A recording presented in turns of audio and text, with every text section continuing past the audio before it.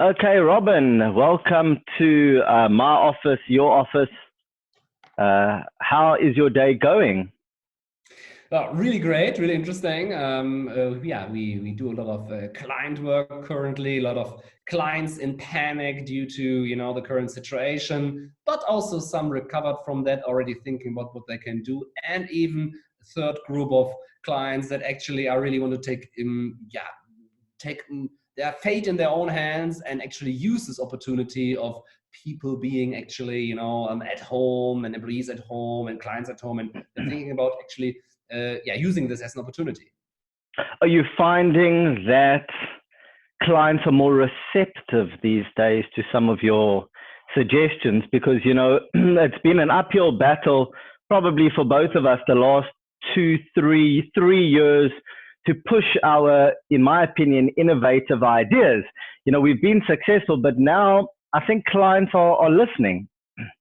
You will laugh. I got a lot of WhatsApp from senior decision makers that said, "Oh, Robin, well, you were right after all."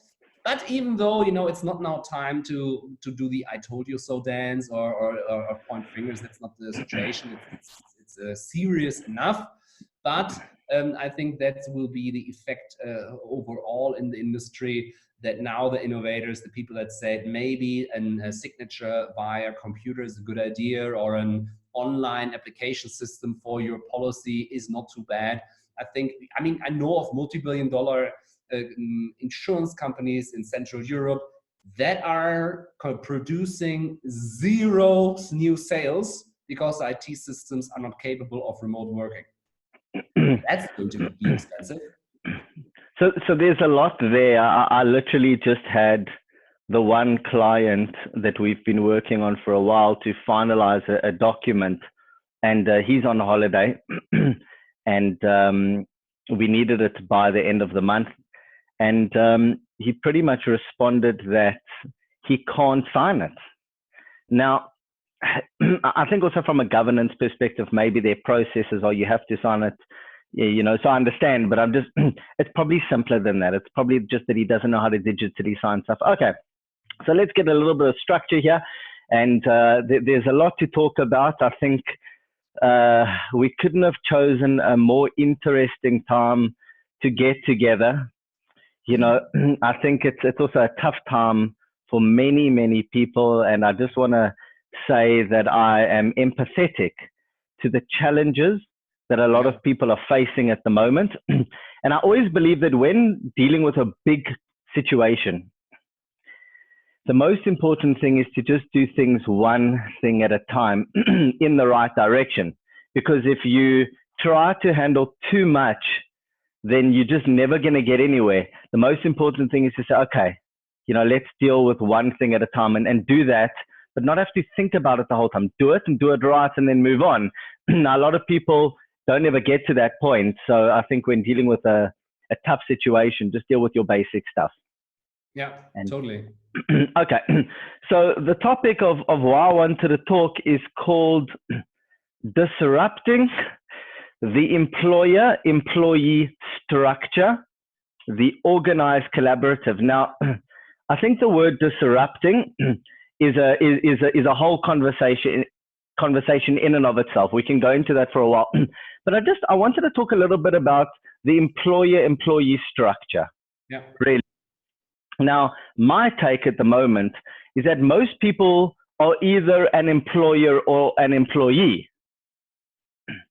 Even if you have a small business, you either employ people or they are employed in a small business. So I'm not going to go into a whole story, but I would like to get your opinion. I'm not here to push the business or, at the moment, but, we operate and have been for the last 2.5 years. I'll just introduce myself for those who don't know. My name is Adi Kaimowitz. I'm involved in an interesting business called the Virtual Actuary. Yeah. Our 10-year vision started 2.5 years ago, so the countdown clock is moving forward, is actuaries consulting from home in virtual and augmented reality. Okay.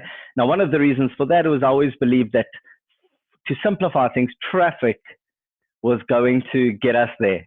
where you weren't going to be able to go to your office. So things have obviously changed, and other things have caused us to work digitally.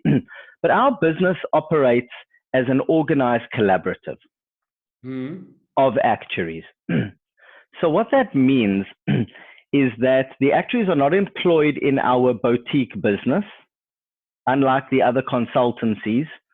They're all independent actuaries that work together, like gig economy actuaries, or what they call the talent economy actuaries, because more professional. It's talent economy.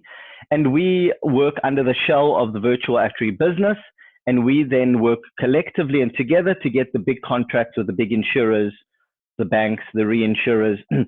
In some instances, dare I say, we are an insurtech, fintech, and investment tech, farm tech factory, because a lot of our smaller clients get to a certain point with their models. And then, so, what is your take on how things have played themselves out now? You can't rely on your employer. Do you think that these sort of professionals working together in these silos or more organized silos could be a way to do a chunk of work altogether? And I'll go into how that works. Well, first of all, I think in the current crisis situation, and I think we have seen in different countries already mass layoffs. Yeah, I've talked to a lot of friends in the US. We have seen Marriott releasing 10,000 people, probably 50,000 family members affected by it. We've seen Daimler, Mercedes has sent 80,000 people into short work, which means they get parts of the salary, but they're at home. So we have an economic bloodbath right now. And I would say to everybody, if you have a job, if you don't have a job, your new job is to get a job. So and if you are an employee that's now at home in remote office, or if you're an employee that's on forced leave or unpaid leave, partially paid leave, it's not time to watch Netflix. 100%. It's not a holiday. No, it's your job. If you want to survive and not to be on the next wave of people let go, it's your job to provide as much value to your company, the company you work for, as much as possible. And I think that's super, super important to know. When I go also here through the city in Hamburg, Germany, which is, shut down, I'm astonished on a Saturday and Sunday that so few people are working in the offices right now. Now is the time to try to save your company, the company you work for. I think that's super important as a first message. And the second is, it's a time of opportunity also for collaboratives. Because I think things are changing now. You can really feel it, even in the insurance industry. The amount of calls we have, the amount of decision makers that suddenly want to talk is so staggering that it really, really shows that things are moving. So I believe that we see a movement overall. One point, in addition, about the structure, employers, I think we have seen the gig economy for high-skilled labor already before the Corona crisis. That I think, considering the mass layoffs, there will be an increase there. But I think a lot of people will notice it's actually fun to work for yourself. And also, by the way, you can make a lot more helping several clients than actually only one company. So, and in addition, maybe it's not for everybody, but I think it can be a super interesting experience for a lot of people. I quit my corporate job some time ago. Even I was like a chief product officer, which was not too bad position. I quit it because I thought I was a corporate person. I hesitated for a long time. And after like 4 weeks into doing digital scouting full time, I told my wife, you know what I'm noticing? I never come angry home. And before the jobs, I was like, pushing into the product, and this person doesn't do what I want, and this team member, and yada, yada, and all the stress. And I think, for a long answer to your short question, is that people will, when they experience this, I'm not sure if people will return to corporate life. I think it's an unprecedented time at the moment. And, what we've tried to inject into our industry, and it makes sense to me, is this organized collaborative where there's a lot of reasons for it. It is the we are better together philosophy. Yeah. Let's say you're an independent worker. You have a particular skill set. You do underwriting, or you're a claims manager, or whatever you do. With us, it's actuaries. The company itself tries to bring you work. The company itself does all the contracting, terms of business with the clients. The company follows up on the invoicing. The company does every single thing in the background, the marketing, the branding, the interacting with global partners, to try to get to a point where they are lifting you up. So it's a different mindset. You don't work for the company works for you, because the theory is that if you become successful, then the company can piggyback on your success. Now imagine you have 50 or 100 very successful professionals that work in the business. The business by default will be successful. So the business tries to do everything possible in the organized collaborative to make those professionals successful, because if the business succeeds, then the business can tag along. So that's kind of the whole mindset of how it works. So how it's different to a big corporate is that at a big corporate, everyone's on a salary. And when the company makes money, and if the sales department is doing its job, and the invoicing people, and they collect the money, then you get paid your salary, and then you chase your bonus, and the big fat goes to the big corporate. Okay. With us, the difference, or you can have a small business where you have your partners and everything. It works exactly the same. You have an employee. So with us, I believe that the organized collaborative with what MIT call flash teams.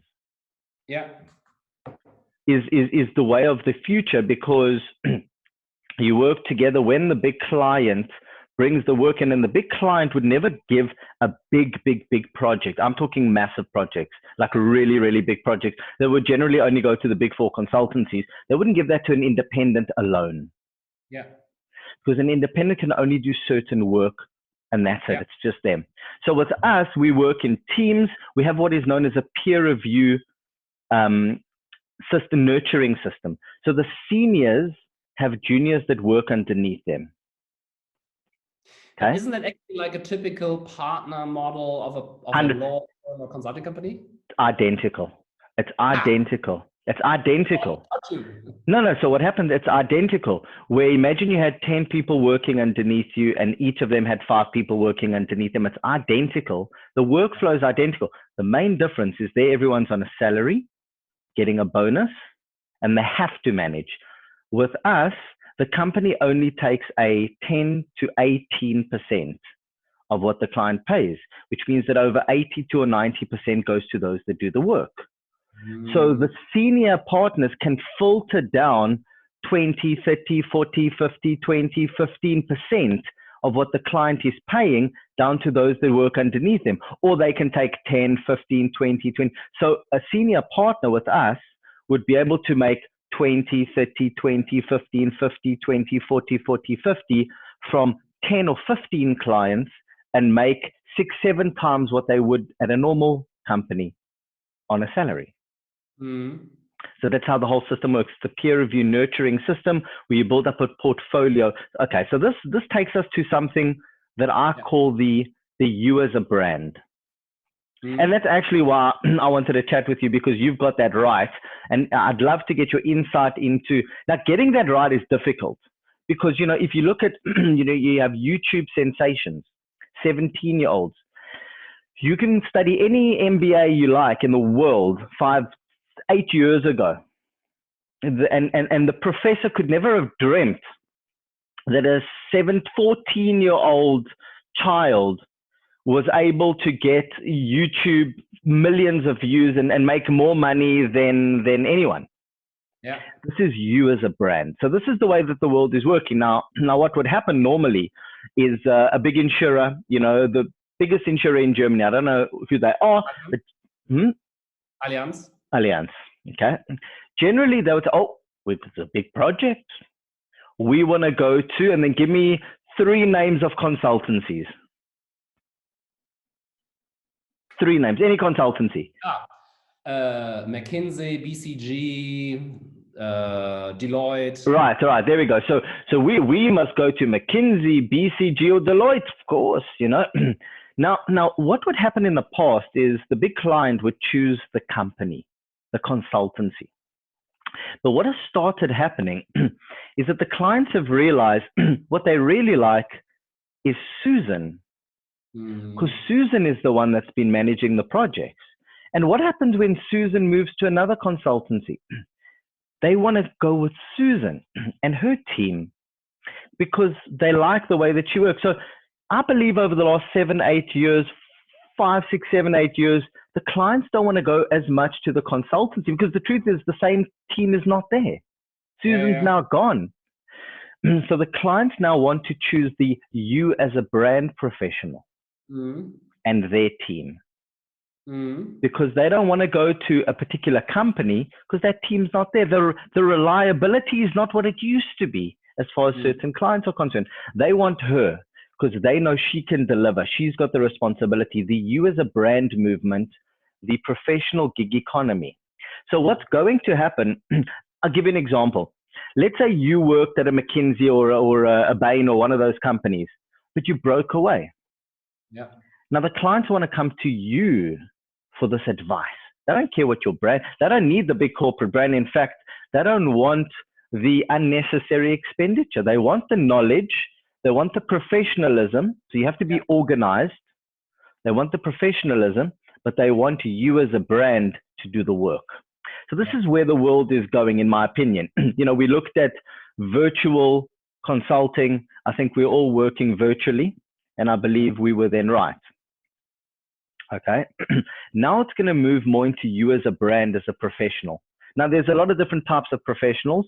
So I think it holds true for anybody looking to establish themselves online as a you as a brand, because online is the world. This is the world we live in. It's not online, it's the world we live in. All the big directors and managers that were in these, and this is one of the last points we'll talk about, they work for the big company. They were the big shots. She used to prance around in her Jimmy Choos. Ooh, very fancy. I've been here 20 years. I like my cappuccino with froth, please. Okay. The problem is her big business isn't there anymore. She's at home. The company might fold that whole department. Now for 15 years, she drove to work in a wonderful car, very smart, very fancy. Now he or she finds herself at home, no work, no network, no you as a brand. Completely lost. Why are they lost? Because we're in a different world now. It's the you as a brand world. These are the people that are going to get the work. If you organize, you can run as a big corporate, but as an organized collaborative of you as a brand professionals and service big clients. Super interesting. I agree.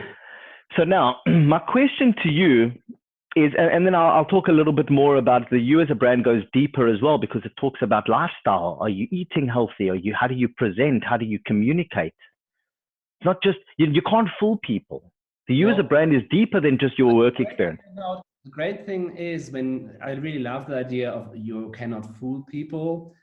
The opposite of that is, if you're honest and truthful and you don't pull off a show, you're authentic. You know what the great thing about that is? It's super easy. Being you. I was going to say, I have no idea.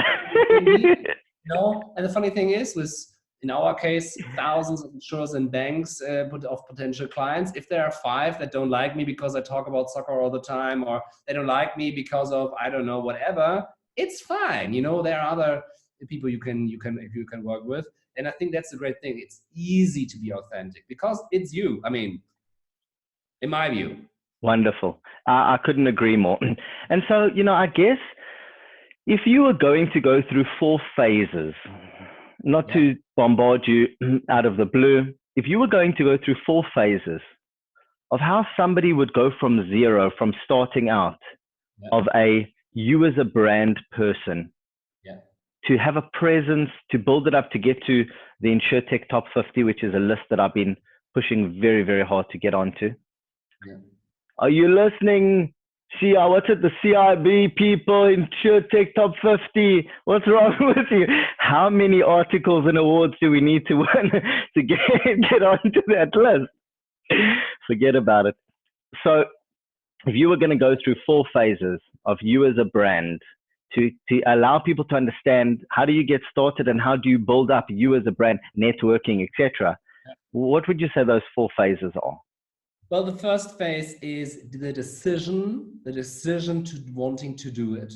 The decision, I have a goal, I want to become a brand, I want to become a thought leader, I want to be known, and I want to put myself out there, and I'm also going to cope with the criticism that comes along with it. So that's something you need to consciously decide this. Nobody of that list, nobody that ever has achieved anything did it without deciding consciously and without working a lot. That needs to be super known, or you need to know that you need to decide consciously that you want this, and then you can do it. There are people that say, I don't want that. It's fine, but then it's not going to happen. The second thing is I would just start. First, the decision. Second, start. Start with listening, start with producing also own content, own opinions, start with, and then that's number 2. And number 3 is help. Help other people. Help conference organizers of small conferences in your hometown or maybe your region show up for free. Help them a lot. The secret of digital scouting has been, we always have over-delivered for conference organizers, for other companies. We always said, oh, we come just to speak, and we made massive social media work, high quality videos and whatever. So we over delivered. And that's what I think one of our secret is, and that I would recommend to. So decide, start, and help. And in the end, what's super important is to do a lot of things that are unconventional priorities. What I say is other people will tell you don't do it because it's not worth it, it's not big enough, it doesn't serve a purpose. Do things that are unconventional and that on first view don't make sense. In my experience, those are the things most of the time that have the biggest value. The meeting with a random person you've never met, you don't know who the hell it actually is, but you do it anyway because he or she is a nice person, you show up, suddenly it is the C-suite of a large reinsurer. By the way, that actually happens to me, big client now. Or you go to a conference, you actually never wanted to go there, then the keynote gets sick, you get asked to be the keynote, your big first thing on stage. Also happened to me. So, I think it's super important not to do only things because you want to get something out of it, but do things to give, also randomly, and you will see things will start happening, coming to you. Very nice. And just, to kind of summarize for anybody that's listening that doesn't know you, would you mind just giving a bit of an intro into who you are and then what is, on a second note, what is your favorite keynote to give? Yes. So who am I? So I'm a recovering Allianz sales agent. So 7 years ago, I was selling insurances on the streets of Hamburg. And when I say streets, I really mean streets, not living rooms. I didn't even make it to the living rooms. I was really annoyed by certain things in the industry. I also had later on managerial positions, large project portfolios and transformation projects, but I was really annoyed by certain things in the industry. So I started ranting on stages. I was talking about the elephant in the room, about the things nobody else wanted to talk about. And since I fast forward had created some digital products that were successful also outside the industry, I was always thinking, if I never get a job here again, I don't care. So I was just speaking out the truth. I really didn't care, respectfully, but being from the industry, the people felt it was not an outsider. It was no weird consultant that has never worked in the line of business, but actually one of us saying all these things. Oh my God, that's crazy. And people started following. People started promoting that, people started appreciating it, and slowly but surely there was 10,000s of followers and we're reaching millions each month. And at some point I also needed to hire people because it was not simple, not capable. I was not capable actually of doing it all by myself. At the beginning I hired remotely because I couldn't afford anybody else. And now it's one of our strategies because you can find brilliant people around the world. You don't need to meet them. You don't need to torture them with an assessment center. Just give them a shot, try, and decide quickly if that's going to work or not. So you can have a rockstar team that never met. And that's actually our secret. And we have that. And now we're, I would say, a mighty force, a mighty also content force in the insurance and finance industry, producing, texts, books, videos. I think we have the biggest. You did a great book. You were the co-author of the Insurtech. Yeah, but there were a lot. So I was just one of them, Okay. That's a groundbreaking book. What was it called? Are you allowed to mention the name? Yes, I actually have it here. What a coincidence. It's here. The Insurtech book. I mean, that's a big statement. Yeah. That's a big statement. Yeah. Yeah. And, but again, Sabine van der Linden and Suzanne Schisty were like the two, masterminds behind it, but we contributed a little bit to it. And that's also an unconventional priority. When that book came out, when people were asked or people were campaigning to contribute to it, a lot of people said, don't waste time, on contributing to such a book. Nobody knows. A company only know, or the publisher only known in, UK, US, who cares? But I did it because I wanted, and now it's a super big reference. So, Amazing. Very nice. And just last point, if you were given a stage, you were given, I would say 5 minutes, but you can't even introduce yourself in 5 minutes. I mean, geez, these days, if they ask you to speak for anything less than like 30 minutes, I mean, you have to speak quickly. I've just put together a 4.5 hour presentation, and there's an hour and a half at the end for questions and answers. So I've taken something that I do, and I'm going to release it, some very interesting thoughts, a little bit of what we've discussed, and it's kind of for the new age entrepreneur. Yeah. So if you were given 30 minutes to give a keynote for everyone, it was broadcast. Well, what is your favorite keynote to give? My favorite keynote to give is stop watching Netflix, start doing. I would actually only talk about this all the time with a lot of examples and say why it's now the time. It's not now the time to watch Netflix.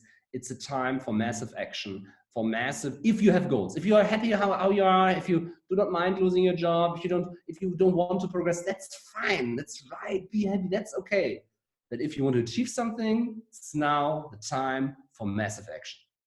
Very, very nice. That's a beautiful thing. I have to force myself. Unfortunately, my wife and my kids, we have also Netflix. It is wonderful, but and a big TV and so on. And I believe that the 7:15, 7:20 to like 9:30 is like in the evening is like prime time, because dinner's basically ready, and that's the moment where I've had to force myself and, actually not like just nibble the food, but not get stuck on the couch and go sit at my desk with a big cup of coffee. Yeah. And I hate it. Of course I hate it, big cup of coffee, and then get into the networking, get into the trying to do the fun stuff. Because in my opinion, the networking and these videos, and that's what we're doing, after hours, that's the fun stuff. Yeah.